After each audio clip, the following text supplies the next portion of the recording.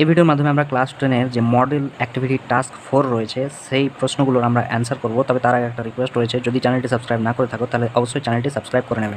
দেখো, প্রথম যে অংশটা দিয়েছে সেটা পোয়েম দেওয়া রয়েছে the mountain and the squirrel থেকে, ঠিক আছে। তো সেখানে যে প্রশ্নটা দিয়েছে এখানে প্রথমে তো আমাদেরকে সিরিয়াল নম্বর দিয়েছে, তারপর দিয়েছে নাম। তো mountain and squirrel, mountain can do কী করতে পারতো সেটা আমাদেরকে লিখতে হবে, আর মাউন্টেন ক্যান নট ডু কী করতে পারতো না সেটা আমাদেরকে লিখতে হবে। তো মাউন্টেন কী করতে পারতো, mountain can carry forest on its back, এভাবে একটা সেন্টেন্স আমরা পেয়েছি সেই কবিতার মধ্যে। তো আমরা সেভাবে লিখব। তাহলে কী লিখবো এখানে, দ্য মাউন্টেন ক্যান ক্যারি, তাহলে ক্যান ডু থেকে আমরা কী লিখবো এখানে সম্পূর্ণ করব ক্যান ক্যারি, ঠিক আছে। তো আমরা লিখবো can carry forest on its back. তাহলে এটা হবে আমাদের কি সঠিক অ্যান্সার ক্যান ডু এর ঘরে, ঠিক আছে। Mountain can carry forest on its back.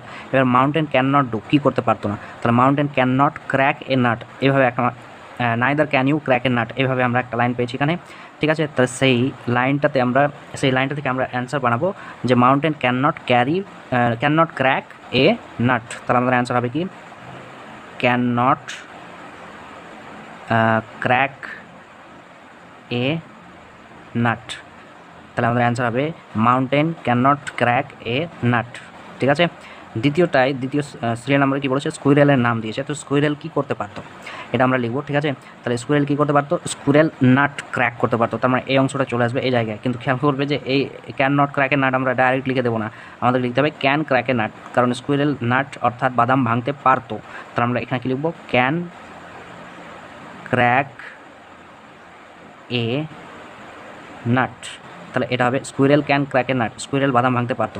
Can not কী করতে পারতো না, তাহলে ফরেস্ট বহন করতে পারতো না পিঠে, অর্থাৎ বন জঙ্গলকে বহন করতে পারতো না, যেটা মাউন্টেন পারতো। তাহলে আমরা এখানে কি লিখবো, ক্যান ক্যারি লিখবো না, ক্যান নট ক্যারি লিখবো, ঠিক আছে। তাহলে আমাদের অ্যান্সার কী হবে, can not carry forest on its back. তাহলে এইভাবে আমাদের এই চারটা অ্যান্সার হবে, ঠিক আছে। তাহলে এবার দ্বিতীয় অংশটা দেখে নিই আমরা। অ্যাক্টিভিটি 2 কী বলেছে, do as directed, the teacher said to the students you will read the story tomorrow, change the mood of narration. আমাদেরকে ন্যারেশন করতে বলেছে, অর্থাৎ ইনডাইরেক্ট স্পিচে আমরা লিখবো। তো এখানে দেখো কী বলেছে, the teacher said to the স্টুডেন্টসদেরকে বললো শিক্ষকটি, কী বললো, you will read the story tomorrow, তোমরা গল্পটি পড়বে আগামীকাল। তো এখানে তোমরা গল্পটি পড়বে আগামীকাল, এখানে কিন্তু ভার্ব দিয়ে সেন্টেন্সটা শুরু হয়নি, তাহলে আমরা ওয়ার্ডার টু করতে পারবো না। The teacher order the student আমরা করতে পারবো না। তাহলে কী করবো, আমরা এখানে দেখো ইনফরমেশন দিয়েছে, তাহলে আমরা কী করে নেবো, ইনফর্মড করে নেবো, ঠিক আছে। আমরা কী করবো, informed, the teacher informed the student, এভাবে আমরা করবো। তাহলে আমাদের অ্যান্সার কী হবে, the teacher informed the students. এবার আমরা কী করবো, দ্যাট দিয়ে জয়েন করবো, তাহলে দ্যাট। এবার দেখো এখানে যেহেতু থার্ড পার্সনে করছি, তাহলে স্টুডেন্টস এর আমরা কী নিয়ে আসবো, সেই হিসাবে স্টুডেন্টসের হিসেবে আমরা প্রোনাউনটাকে চেঞ্জ করব। তাহলে the teachers inform the students that দেই, এখানে আমরা ব্যবহার করবো দেই। এবার সেড ছিল, তাহলে উইলটা কী হয়ে যাবে, উড, দেই উড রিড দি স্টোরি। এবার টুমরো থেকে কী হয়ে যাবে, দি নেক্সট ডে। তাহলে আমাদের অ্যান্সার হবে the teacher informed the students that they would read the story the next day, ঠিক আছে। নেক্সট কী বলেছে দেখো 2 নম্বর, I know her she is honest, join into complex sentence আমাদেরকে করতে বলেছে। তো আমরা সিম্পলি কী করবো, দ্যাট দিয়ে জয়েন করবো, আমাদের কমপ্লেক্স সেন্টেন্স হয়ে যাবে। আমাদের অ্যান্সার কী হবে, I know her that she is honest. তাহলে এটা হবে আমাদের সঠিক answer, complex sentence. The bag is too heavy to carry, দেখো এখানে আমরা অ্যান্সার দুই রকমভাবে করতে পারি। The bag is too heavy to carry, যে ব্যক্তিটা বলেছে এখানে জেনারেল থট হিসেবে বলে দিতে পারে, আবার তার কাছে এই ব্যাগটা হেভি সেই হিসেবে বলতে পারে। তো আমরা যখন এটা অ্যান্সার করব, তো যখন এখানে আমরা যখন আমরা এখানে একটা সাবজেক্ট নেব, ঠিক আছে, দ্যাটের পর, তো সেই ক্ষেত্রে সো দ্যাট দিয়ে আমাদেরকে করতে বলেছে, রিরাইট করতে বলেছে সেন্টেন্সটা, অর্থাৎ নতুন করে সেন্টেন্স বানাতে বলেছে সো দ্যাট ইউজ করে, ঠিক আছে, সেন্টেন্সের মধ্যে। তো আমরা কী করব, যখন আমরা দ্যাটের পর একটা সাবজেক্ট বসাবো সেটা আই যদি বসাই তাহলে সেটা হবে আমাদের নিজেকে ভারী লেগেছে সেই হিসাবে বলেছে এই থটটার উপর ভিত্তি করে। আর যদি এখানে জেনারেল ধারণা হিসাবে বলে থাকে কোনো এক ব্যক্তি the bag is too heavy, ব্যাগটা খুব ভারী, টু ক্যারি বহন করতে, অর্থাৎ জেনারেল ধারণা অর্থাৎ সবার ক্ষেত্রেই বহন করতে ভারী হবে, তো সেই ক্ষেত্রে আমরা ওখানে নোবডি দিয়েও অ্যান্সার করতে পারবো। ঠিক আছে, তো প্রথম অ্যান্সারটা আমরা আগে লিখে নিই, তাকে কী বলছে। আগে আমরা জেনারেল ধারণা হিসেবে যদি এই সেন্টেন্সটা বলে তাহলে আমরা যদি অ্যান্সারটা করি তাহলে এরকম হবে, ব্যাগ ইজ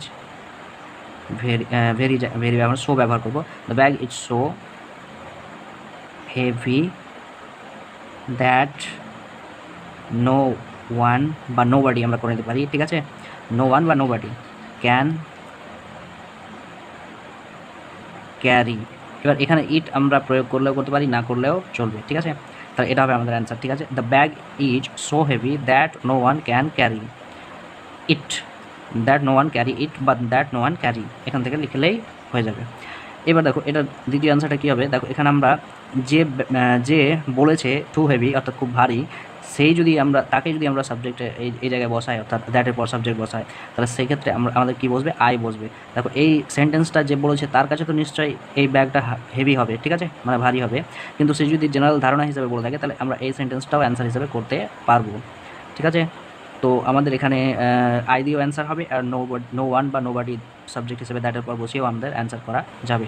আমাদের দ্বিতীয় অ্যান্সারটা আই দিয়ে আমাদের কী অ্যান্সার হবে, দি ব্যাগ ইজ so